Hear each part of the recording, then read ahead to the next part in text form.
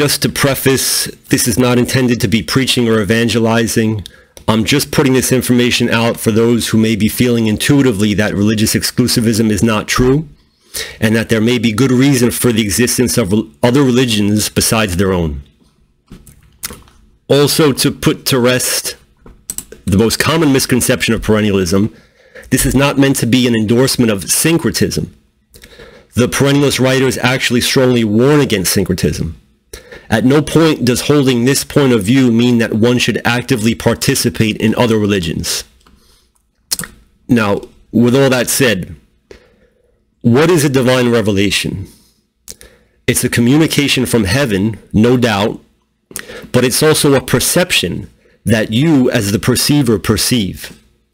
It was perceived by somebody before you, passed down to others, and eventually came to you.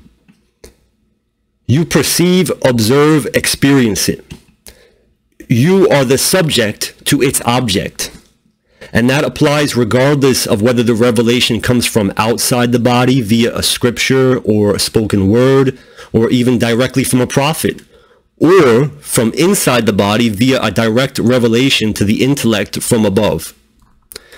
In all cases, it's something that's being perceived by you. You are always the subject. Now, forgive my illustrations, but you as the subject, the revelation is the object. You as the perceiver, the revelation being perceived by you.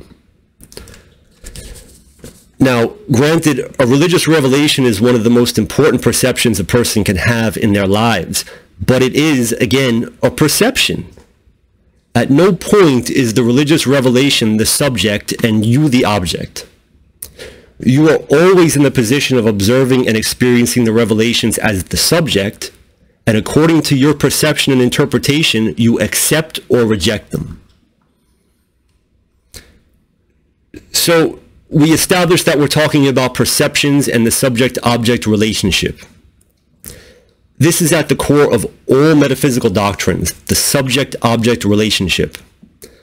Now, this is a key point. There is no such thing as a purely passive perception. At no point are you just totally inert, totally passive, with a perception just washing over you like whoosh, as a purely passive entity. With all perceptions, the perceiver is playing some active role in the act of perception, even as the thing being perceived acts upon him. This is a central belief of modern man, and it could even be said to be the defining belief, and in particular modern Western man, that he's just a purely passive entity being swept along by the flow of life, helplessly being acted upon by the universe, and a perpetual victim of circumstances. The real relationship between subject and object, or perceiver and perceived, is symbolized perfectly by the yin and yang symbol. Now, the Western or modern mind views reality as fundamentally dualistic. You'll probably notice that this is the incorrect yin and yang symbol, which I edited to reflect how the modern mind works, with a stark separation between subject and object, one being purely active and the other being purely passive. But in reality, even in the passive side of yin, there is still an active element of yang. This is what's represented by the actual yin and yang symbol. You have the active yang and passive yin, and notice that there's an active and passive in the alternate side of them. Again, there's no such thing as a purely passive perceiver simply being acted upon by the thing it's perceiving. The active element is necessary for the passive perceiver to grip the perception that's acting upon him, to engage with it and interpret it. Otherwise, it will simply go on unnoticed and unperceived like it never happened. It will just remain part of the background. So in reality, yes, revelation acting upon the perceiver, true. Yes, the perceiver perceiving the revelation, also true. But what's never accounted for is that there's a part of the perceiver within the revelation itself. and that there's a part of the revelation within the perceiver. Because contrary to the modern mind, contrary to the Western mind, there's no real separation between any subject and object. And in particular, when we're talking about something as vast as the absolute interacting with the individual, there's always an element of the active within the passive subject, and always an element of the passive within the active object. So you, passive, being acted upon by a divine revelation, yes, that's true. But also you, active, engaging with and interpreting the revelation, regardless of whether you accept or reject it. Without your active participation, the revelation, again, will simply remain as background noise. For you, it will not exist unless you actively engage with it. So we established that there's no such thing as a purely passive perception, that the perceiver is always acting to some degree, even when he's acted upon. So now we have to account for this perceiver, for this subject. This is the second key point. What is the nature of this perceiver? We can say for certain that he's not purely passive, as we just demonstrated. But we can also say something else about him for certain, that he is fundamentally unique. He has many things in common with a few others, a fewer things in common with a larger group of others, and an even fewer things in common with everyone. But in his identity as an individual, he is fundamentally unique. There's nobody who looks exactly like him, thinks exactly like him, any more than there's anyone who occupies the same exact space as him. He will always be, from birth to death, the occupant of a unique body, a unique mind, and a unique point of view. Just as he will always be the occupant of a unique point in space. This is an important concept also, point of view. The concept of a point of view is usually dismissed as arbitrary in our objective society. It's basically synonymous with arbitrariness in this society which totally disregards and fails to account for the subject or the perceiver. But in reality, everything is a point of view, starting with your own physical view from where you now sit, up to and including your conception of the meaning of life and the nature of reality, and even who you yourself are, your identity. Your point of view of who you are is not the same as others' point of view of who you are. At the end of the day, there are only points of view. Now, these points of view may ultimately be observing the same thing, but with respect to relative things, such as, for example, paths to realizing God, no two actively thinking people will ever agree about every single aspect of that same thing if they really start hashing out their views about it. They will always eventually run into some disagreement. Just as we can never be exactly the same on the level of our bodies and minds, we can also never share the same exact point of view, any more than we can occupy the same exact space as each other. In this case, as with everything, the physical, mental, and spiritual correspond to each other. They're analogies of each other. That's why we use physical terminology to describe mental and spiritual phenomena. For example, he's far out there, or I'm feeling really low today. Even in the most fundamental religious doctrines, you will find that there's a good bit of disagreement within them. They will agree about certain very basic tenets, but they'll disagree about much else. But they'll agree to disagree about things that they don't consider to rise to the level of heresy for the sake of the greater tradition, to keep it together for the sake of the tradition and its participants. And we know that there's quite a lot of disagreement even within Christianity, or Islam, or Judaism, Hinduism, Buddhism as a whole. You continually have sects splitting from other sects, fractaling out. We also know that sometimes these disagreements can become quite bitter, or even result in war between men who were once brothers. But the Islamic proverb exists for good reason. The diversity of the scholars is a blessing. Now, here comes along the revelation that has acted upon you. Whether you were born and raised into it or converted to it later on, it doesn't matter. You, being a unique entity with, again, a lot in common with a few others, fewer things in common with a larger group of others, and even fewer things in common with everyone, perceive this revelation and judge it to be true or false. You accept it or reject it, and you are judging it from your point of view. which is different from the point of view of others. Now, the standard rebuttal here would be something like 1 + 1 = 2, regardless of what anyone thinks. You know, the Ben Shapiro, facts don't care about your feelings, objective argument. This same pathological objectivity that's defined Western thinking for many centuries now, starting with at least the Renaissance. But even with the most basic arithmetic, it can be accomplished in different ways. You can add, subtract, multiply, divide the same numbers in quite different ways to arrive at the same result. One of the best examples of this is Vedic or Hindu mathematics versus Western mathematics.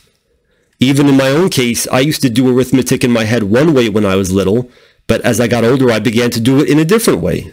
I started to combine the numbers in different ways to work out the same result just because I personally found it easier.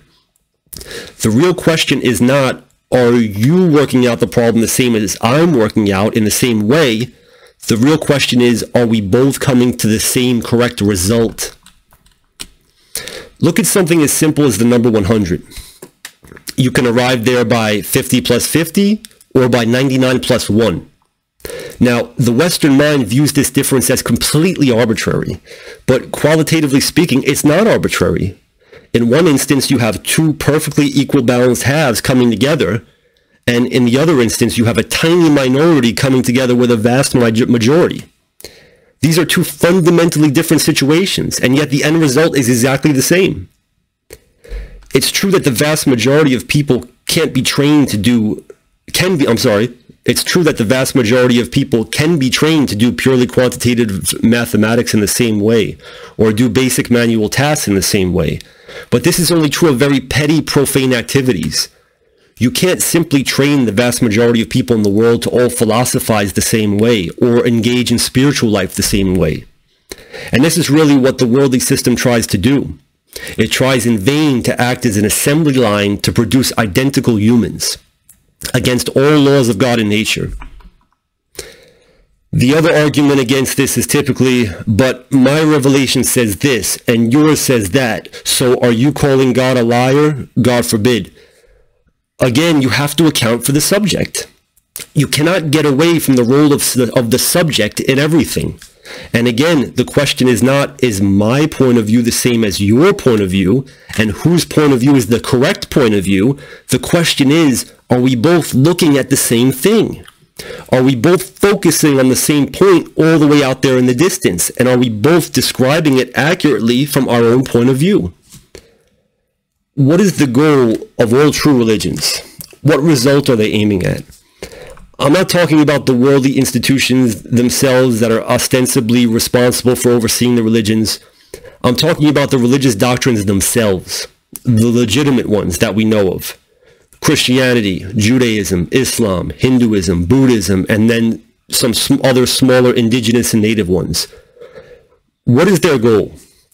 It's not simply to read or memorize the scriptures, or to go to church or mosque or synagogue, or to just pray certain prayers at certain times, or to just say certain words, or even just to hold certain opinions. We all know that there are many people who do all these things perfectly, religiously, and yet they don't really benefit from them. This is the classic old accusation thrown at religious people by irreligious people, right? Like, oh, you do all that stuff and you're still behaving badly, so what good is it? So what is the real goal then of being religious? Well, it's really one goal, which can be broken into 3 different stages. First, conversion from sinful behavior. Second, salvation from worldly hopelessness and post-mortem damnation or punishment.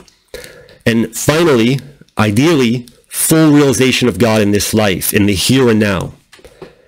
Now, as a member of one religion, if you look at other legitimate religions honestly, you'll find that they're all striving for the same goals. They have different ways of communicating these goals, but they all share the same 3 goals, which is, in sum, the reconciliation of the one with the many. This is the literal meaning of the word religion, from the Latin relegare, or to rebind. The one can be thought of as God, and the many can be thought of as us, humanity, or the one can be thought of as you, and the many can be thought of as everyone else, including God. See, for example, Christ's words to reconcile with your brother first, or love your neighbor as yourself, and so on. So we can see that our neighbor is an analogy or a symbol of God. As with all metaphysical symbolism, it applies both ways, up and down.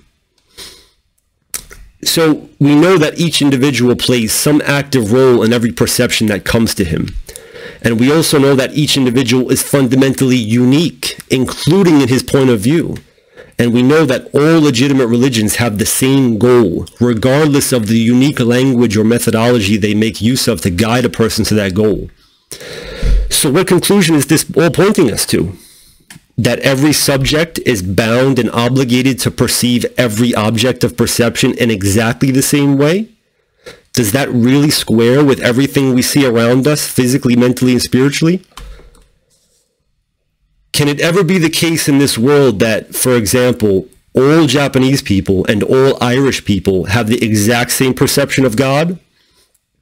Just look at the cultural and linguistic differences, how some languages grammatically put the subject before the object in a sentence, while others will put the object first or even omit the subject completely.